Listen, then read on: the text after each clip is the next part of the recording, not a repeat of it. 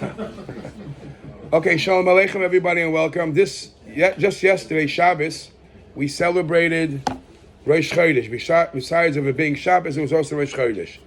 And there's a special connection, specialty of Rosh Chodesh Adar. People don't know this, but in Shulchan Aruch it doesn't say this slogan. It's actually only in the Gemara. In the Gemara, Masechta Tainis, the Gemara says that Kashem Shemishenichnas Av Mimayitim B'Simcha. Just like in the month of Av, you have to decrease in Simcha. Kach Mishenichnas Adar Marbim B'Simcha. So when Adar comes along, you have to increase in Simcha. And all the commentaries and all the Chassidish Svarim say, why would it be written that way? Why wouldn't it be a halacha for itself? Why do you have to teach us how to increase from Simcha from the time that you have to decrease? And Av is a Mishnah. You can see he's not one of my students, right? Av is a Mishnah. And the other one, and Adar is a Gemara. Even though the Gemara says that Adar comes in, you have to increase in Simcha, in Shulchan Aruch it's not quoted. In Av it's quoted, and over there it says what you have to eliminate, try not to do on the month of Av, until Tisha B'Av. And the basic thing is that it's very hard to point out what makes a person happy. What makes a person happy? Each to his own. So actually the Achrayim Taka say that in the month of Adar, you should increase in Simcha, but whatever, I can't tell you how you get happy. If you get happy by drinking wine, drink wine. If you get happy by studying, you have to study, each to his own. All right. So this year becomes a little challenging, or up for discussion. The Mishenichlas Adar Marbim B'Simcha, does it apply only to Adar of where Purim is next month, or does it apply even here? You know, everybody has these riddles now. If you have a yard site on Adar, do you keep it the first? There's different opinions. The first month, the second month, birthday, bar mitzvah. These are all these riddles that you're going to have people discuss. But there is one mitzvah which in this upcoming season, which is primarily perhaps the most important mitzvah of the whole season.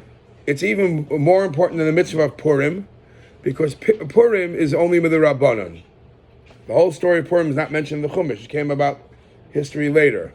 There is one mitzvah that is minhat-Torah. According to many opinions, it's minhat-Torah. And that is the mitzvah of Timcha Zecher Amalek. You have a mitzvah to remember what Amalek did to you, forget them, and erase them. Now, there's so many different facets to this mitzvah.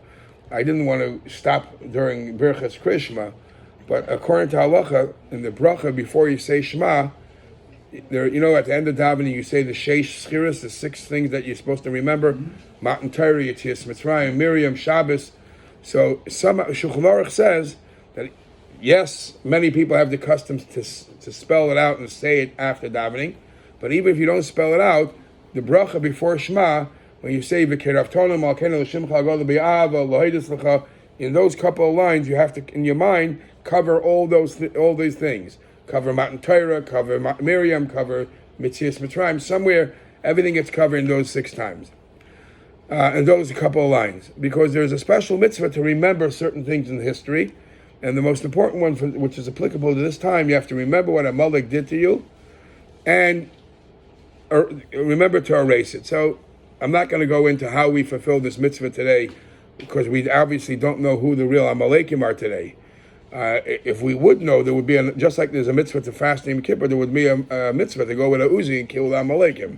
But we just don't know who the real Amalekim are. And so the many other commentaries say that the mitzvah today translates to the spiritual Amalek. The spiritual Amalek that cools you off from doing Torah mitzvahs, that it still applies today. But one thing for sure, that there is a mitzvah to remember to erase Amalek. And according to some opinions, it's even a much higher level than the mitzvah of Purim, because it's minat Torah. FYI, I saw an interesting shaila. You go to Shaina Shul, for example, now, and every room they're davening, or many, I'm sure in most of your shuls, there's a sign now that says, Mishenichlas Adar Marbin B'Simcha. Right? It's like, don't worry, be happy. Press the button. And it quotes that statement, Mishenichlas Adar Marbin B'Simcha. Some have an interesting question. Why is it that it's only giving, you find a custom that people hang these signs up, Punkt and Adar. Why don't we find in the month of Elul that why don't we find in the month of Elul that they put the sign up, Mishenichlas Elul, Taset Shuvah. And especially the Shuvah has, it's a warm-up for Rosh Hashanah Yom Kippur. So that's the discussion for itself. So the mitzvah of Mechias HaMolik, Timcha Zechar Molik, is a well drained mitzvah. Who does it apply on? How do you fulfill the mitzvah? Does it apply on a male, female? And that's why you'll see that most of the women try to go to shul today for Parsha Zochor, and the question becomes, what happens if you forgot or you missed a shul, or you live in a place where there's no minyan? This is one of the times of the year where women try, or people who live where there's no minyan, go to make sure to come this Shabbos to shul, not this upcoming Shabbos, because many opinions hold that it's a Torah commandment, which becomes, the Magen Avraham has a big discussion. How could reading the Torah be a Torah commandment? The reading of this parsha, when the whole reading of the Torah is only rabbinical. It's okay. There's a lot to talk about that. But I'm going to stick to 2 points, practical questions. Question number 1 is, if it's such an important mitzvah, why don't we find that we make a bracha?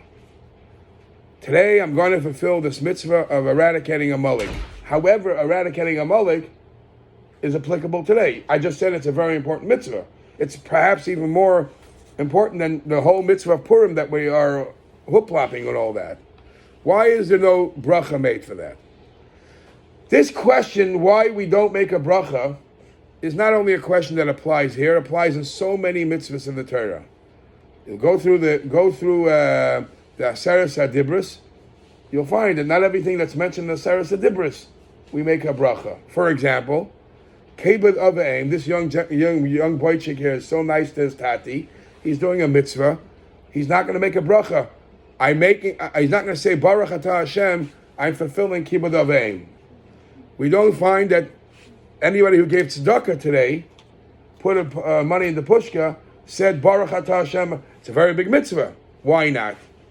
So this is a classical question. There's the Rajba, the Rosh.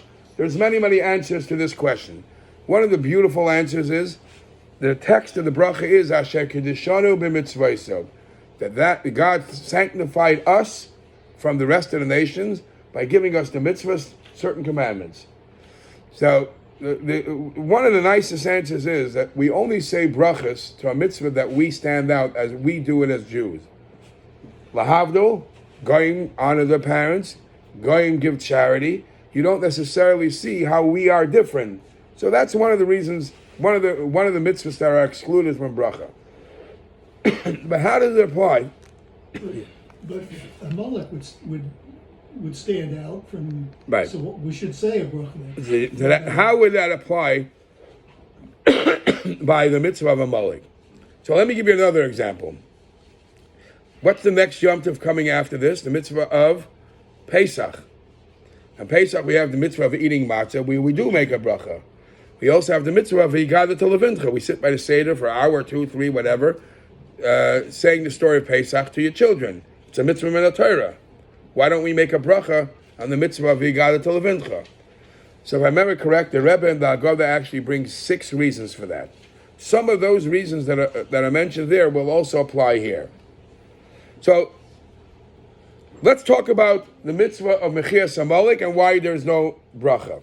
Number 1, as good as it is, as good as it is, and how important it is to Hashem that we eradicate a Molech, erasing and killing and eradicating is not necessarily the nicest thing.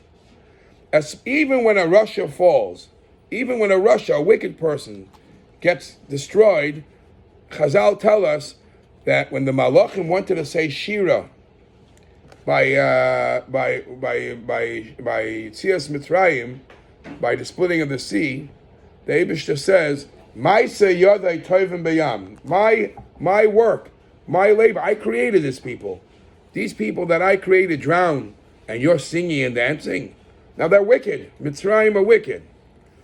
Yet, there's no reason to. I'm thinking about this because, God forbid, when you see all these videos of how they were celebrating there by October 7th, you have to be an animal. You have to be an animal, right? They are animals. So, the Gemara says in Megillah, the Gemara says, "Ein HaKadosh Baruch Hu sameach b'mapalosim shel rishayim." As much as we have to eradicate and get rid of them, the Eibush is not happy. In a very famous story of Rab Meir, and he quotes the pasuk Yitamu Chatam min haaretz, that if there is evil, we don't want to kill the person. We hope and pray we can eradicate the negative, the actions. If it takes that he has to be uprooted, fine, but there's nothing to celebrate. And the Rashba in general says that you never make a bracha for something negative. On something negative, you don't make a bracha.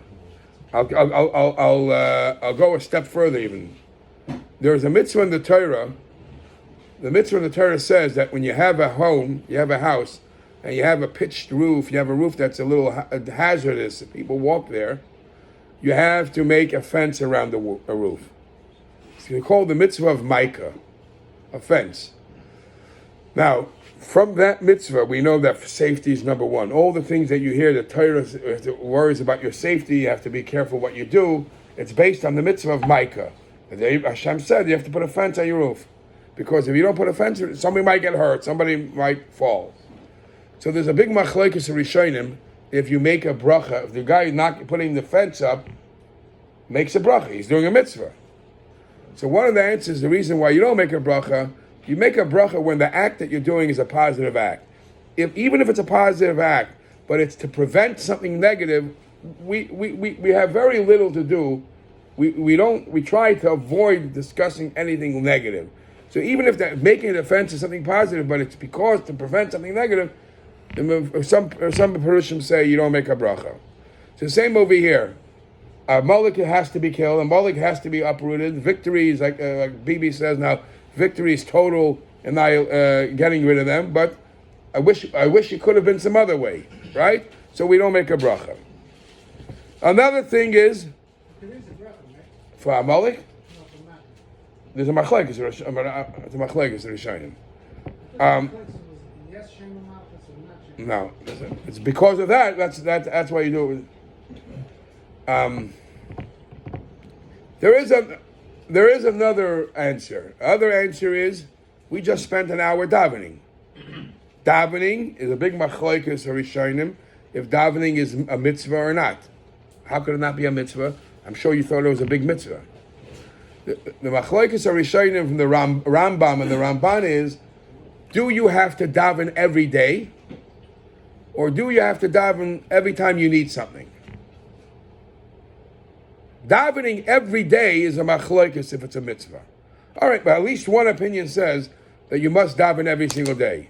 So the opinion that says that you're supposed to daven every single day, why don't you, just like you make a bracha before you put on the tefillin, why don't you make a bracha, I'm about to daven? Or go a step further. There is one mitzvah that we say, there's no question it's a mitzvah min Torah. We bench. You're going to eat, after eating, you're going to make a birchat hamazon. That's v'achalta v'savoyta v'arachta. That's a clear instruction in the Torah. So why don't we make a bracha, I'm about to do this mitzvah? And the answer is, you never make a bracha on something which is not an action.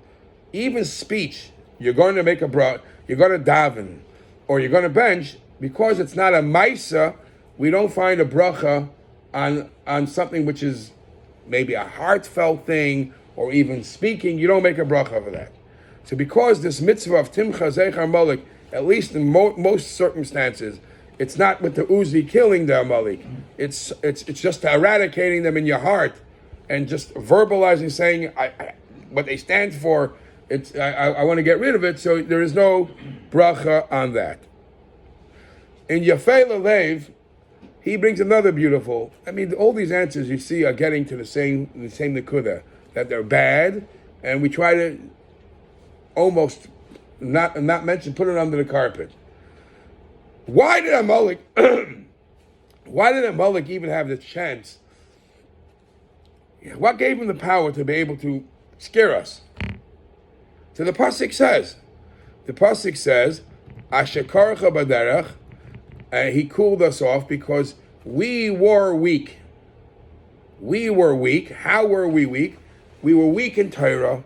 The Yidden weren't studying Torah, so we left our boundaries vulnerable. Amalek sees a vulnerable boundary, he's able to sneak in. Right? So the minute you mention Amalek, the original Amalek, you're also bringing up our weakness. So in the mitzvah of Amalek, somewhere is hidden our weakness. We don't want to mention the weaknesses of the Jews.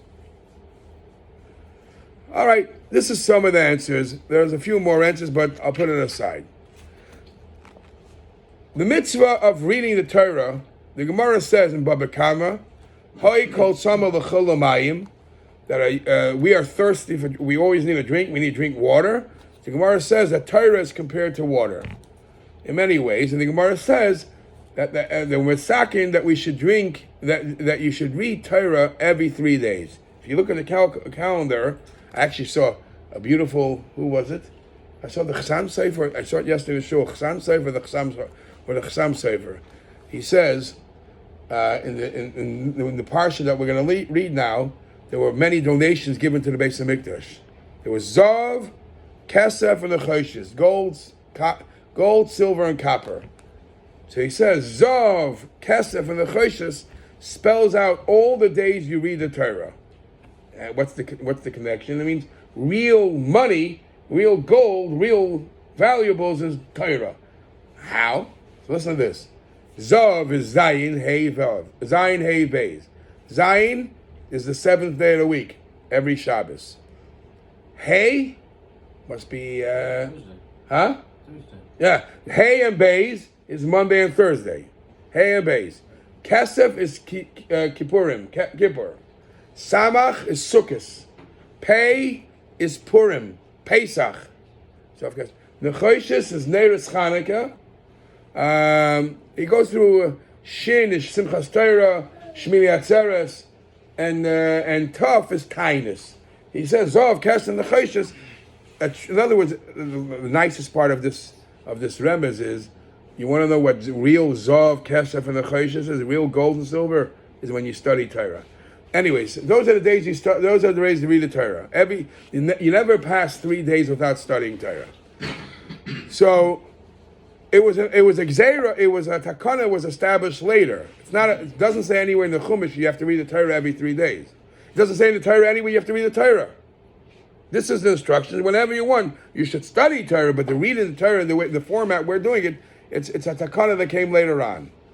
So there's a dilemma. How could you say that the reading of the Torah is so secondary, and yet we put such emphasis on Parsha Zochor? It might even be Minat Torah, and people come to shul from all over the place. The whole reading of the Torah business is a later takana.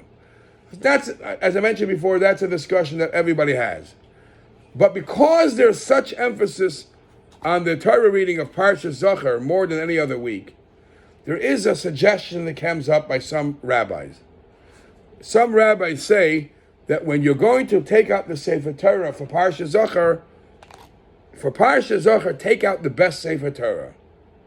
Take out the best, the nicest, and take out the best, the one that was checked most recently. Because whereas every other week, any other Parsha reading, okay, you try to do the right thing, and it's not that important. But Parsha Zochor, if you didn't hear Parsha Zochor properly, then it's a big question. What should you do? Should you make sure they come to shul for Purim to hear that, or Parshas Kiseitze, Parshas Mishalach? There's so many ways. What people are huffing and puffing. What happens? How to fulfill the mitzvah of Zochor Shas L'Chamalek. So when you take out the Sefer Torah, take out the nicest, the recently most checked Sefer Torah. I understand that. Some add one more. Today's days, the last 15, 20 years, they started a new thing. They have computer checked. You go to a cipher. The cipher will do whatever he does, and then he can send it to the computer. The computer checks. Sometimes the computer checks, it doesn't have our limitations. It's able to catch things that we might have overlooked. Is there a point to have the Sefer Torah, at least for Parsha Zochor, computer checked? So this is a whole long discussion. Now, what is it based on? Obviously, in the Shulchan Aruch and Gemara, there wasn't any computers. It's based on a din in Hilchos Tzitzis. Every morning we put on our talis. What you know what you do before you put on the talis? You put it over your shoulder. You say whatever you say. And you're supposed to look through the. It's supposed to look through the strings. What are you looking through the strings for? Break. Why did it break? Why do you think you just put away your talis? Why do you think it's going to break? Well, it's probably not. What you're saying is it's probably not. So if it's probably not, why drive me crazy to check? Because when it became possible, the last time you checked it would be But why are you?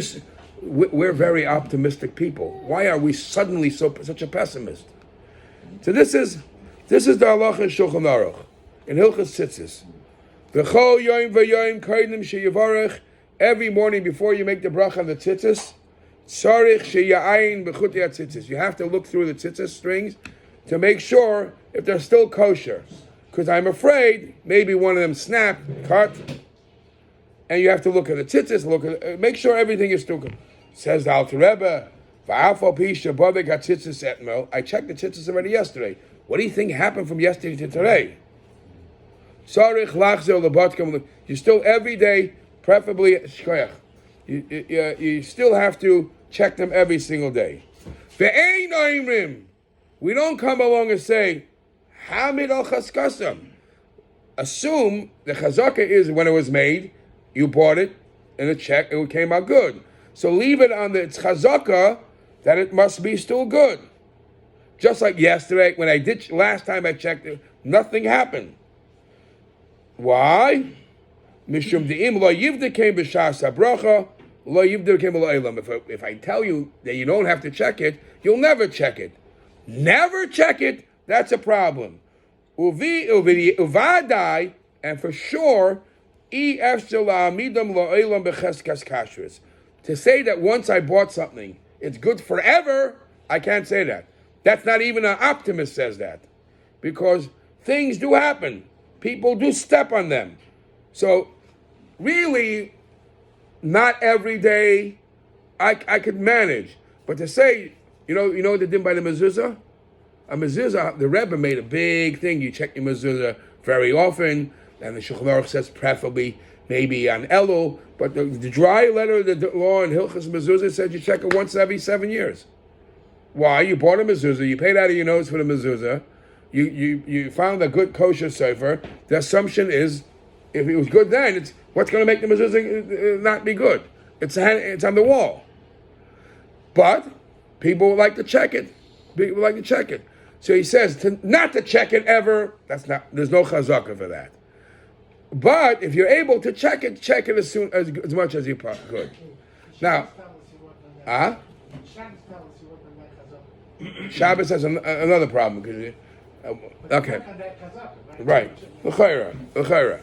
So now here's the question: even if that's what we do, we check it because we're not relying on the chazaka.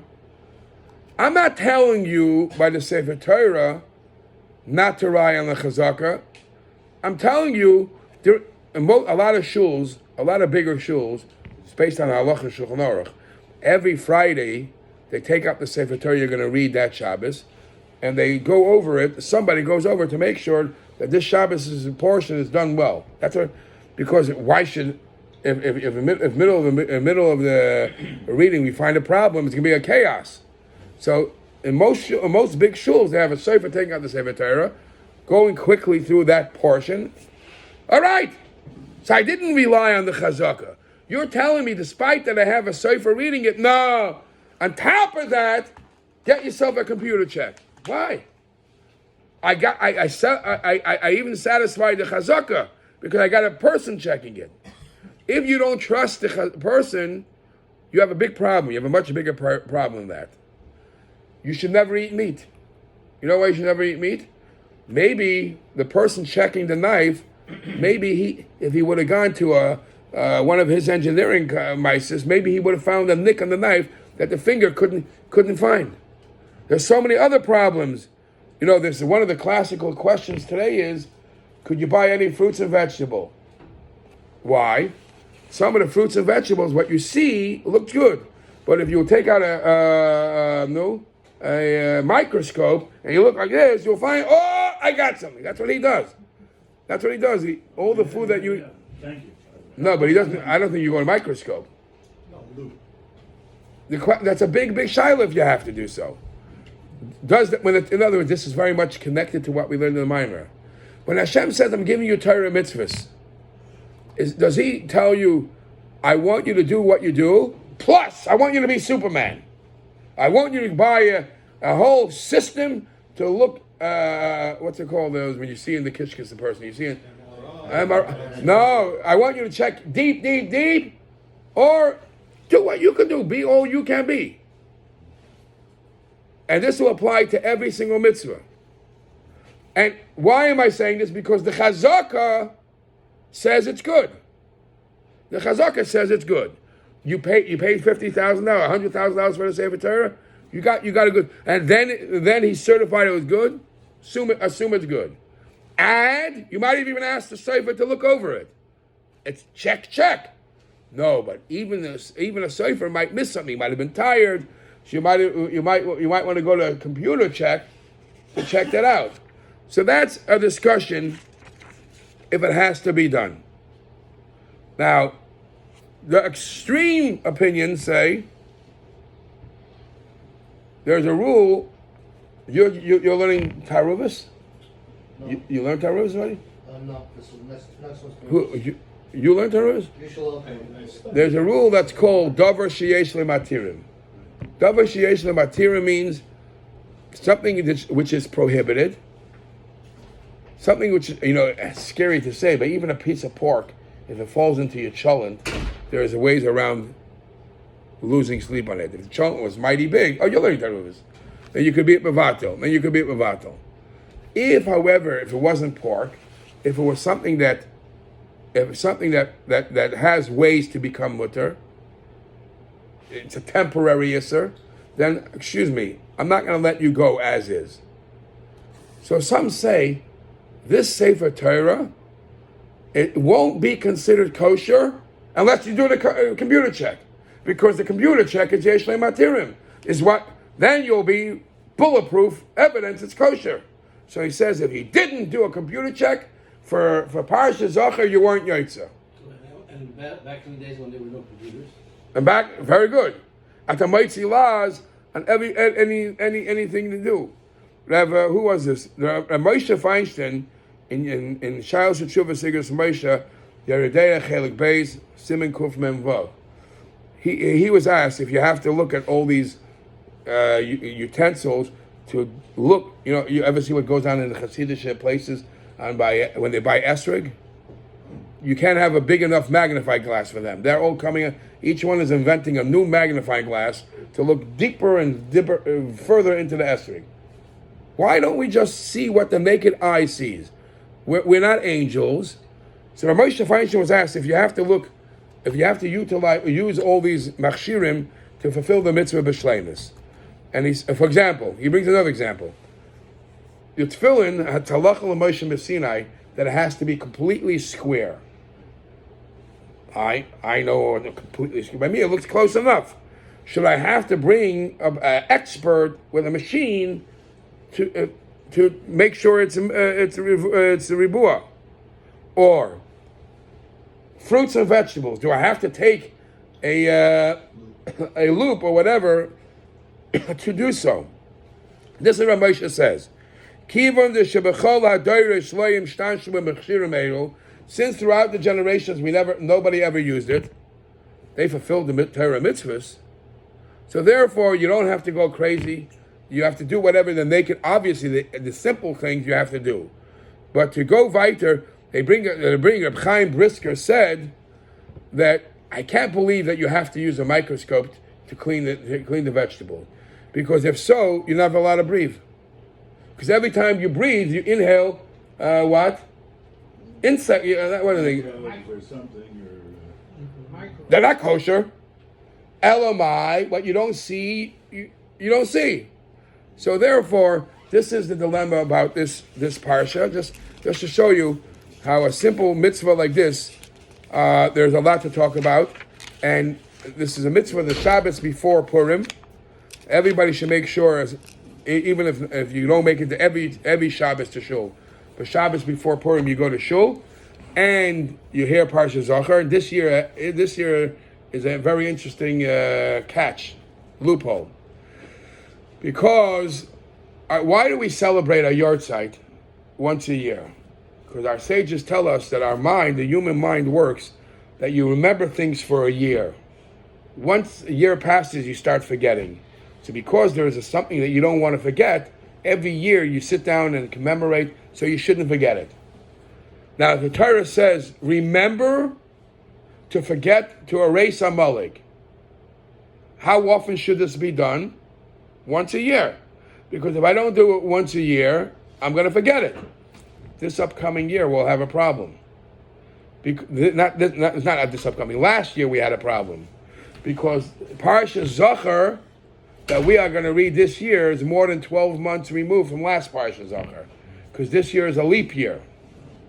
So some actually, the Chatan Sofer held that in a year like this, you would have to, when you read Parshas Kiseitze, you have in mind, because Parsha Zochor is not a freestanding parsha. It comes from a quote from a parsha in the Torah. When that parsha in the Torah is read as a regular parsha, also have in mind that you're doing it to fulfill the mitzvah of Parsha Zochor. The bottom line is, I don't want to keep everybody here. I'm 15 minutes overdue. I want to wish everybody a freilich and chodesh, a good year. And this is the first time we did the Sunday morning minyan. If anybody would like to join, the Gabbai David, he's gonna make this happen. And David, we have some chashva people who live in the town here. It's the first time I saw him live, and we could